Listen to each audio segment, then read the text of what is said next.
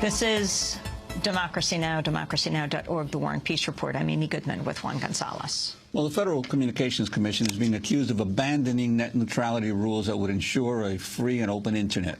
On Wednesday, FCC Chair Julius Genachowski unveiled proposals that would allow Internet service providers to charge higher fees for faster access to online content. Reasonable network management is an important part of the proposal, recognizing that what is reasonable will take account of the network technology and architecture involved.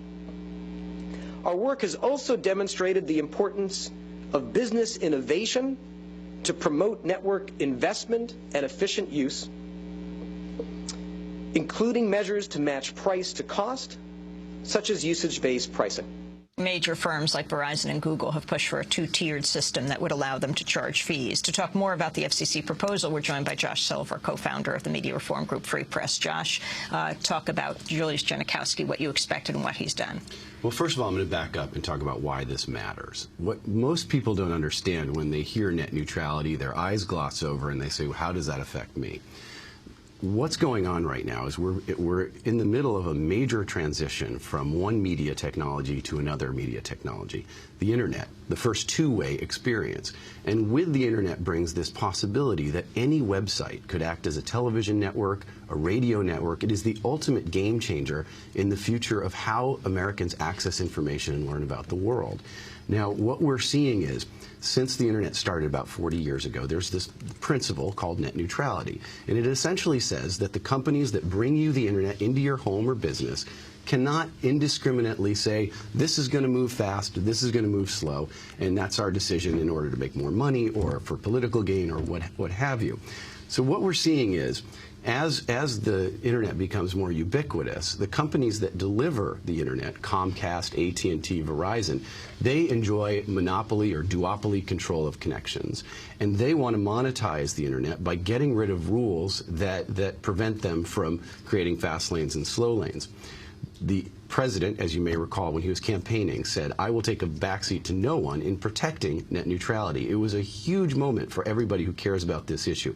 The FCC Chairman, Julius Genachowski, also a big proponent. But what's been alarming is what's happened since President Obama has taken office.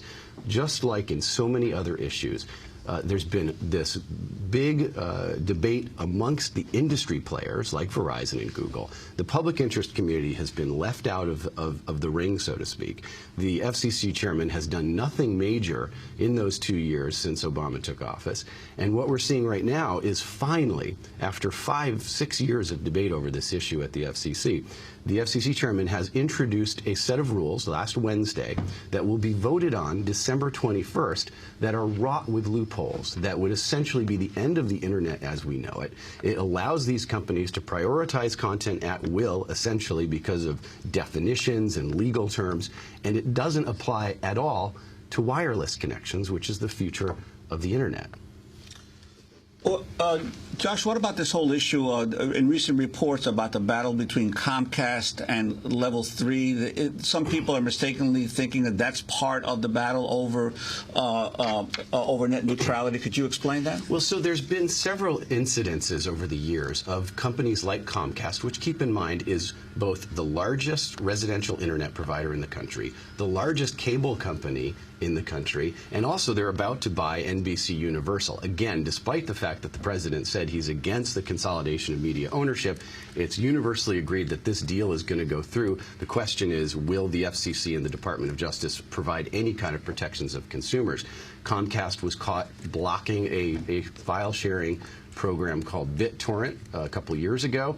Just this week, they were busted breaking 2 net neutrality type rules. They're not exactly because of the legal details, but one would prevent a company from actually letting people buy modems that connect to the Internet and provide alternate hardware from Comcast's rent every month hardware.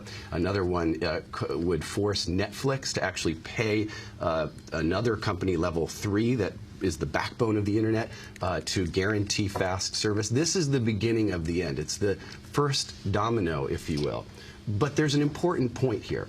December 21st, this is coming to a vote. What was introduced on Wednesday is called a draft of this so-called rule at the FCC. And in order for it to become an official rule, 3 FCC commissioners have to vote for it. The 2 Republicans automatically said, no good, not going to happen, this is terrible. But the 2 Democrats are good. Commissioners Mike Copps and Commissioner Minion Clyburn are both staunch net neutrality advocates. Both have consistently stood up for the public interest. And Julius Genachowski has to get their votes in order for this thing to become a rule.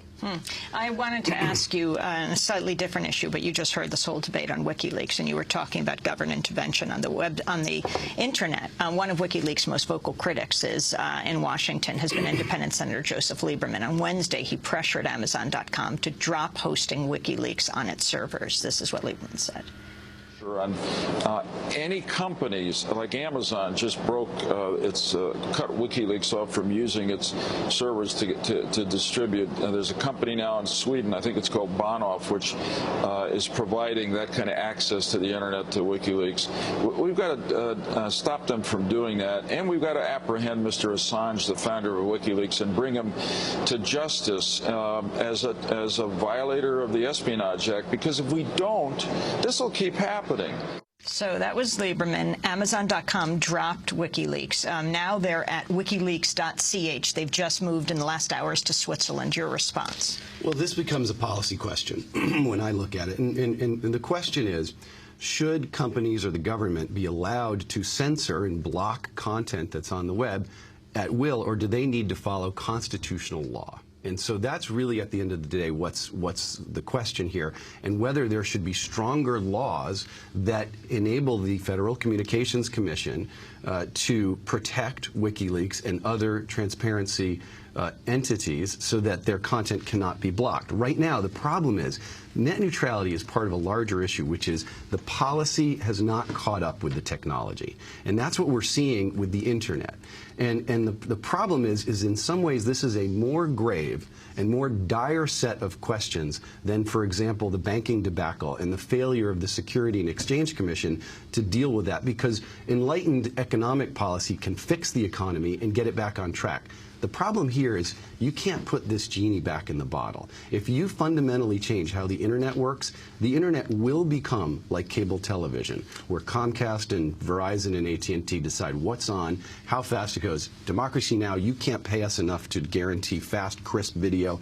You're going to be grainy and slow, while CNN Let me ask you quickly about this vote December 21st. You're saying that the 2 Republicans are opposing Genachowski's proposal. Does that mean that the Republicans are in favor of net neutrality and are against the telecoms and the cable companies? No, you know, it's another example of the Republicans, and granted, you know, the majority of the U.S. House has told the FCC, we haven't even mentioned, the FCC doesn't even have authority over internet providers right now, and Genachowski isn't even going to try to reassert it. That's how corrupt the process is, and everyone knows that no matter what happens on December 21st, the rule will be challenged in court and instantly stayed or overturned. So in many ways, the corruption is so acute that this is all symbolic. But the Republicans are opposed to any provisions that control internet providers. It's the same way that they say we're opposed to any taxes on millionaires. They are so completely out of touch with the public interest that there's no hope for them. The hope is that Commissioners Copps and Clyburn stay strong. Josh Silver, I want to thank you for being with us. We'll certainly follow this story. President and co-founder of Free Press. This is Democracy Now!, democracynow.org, The War and Peace Report.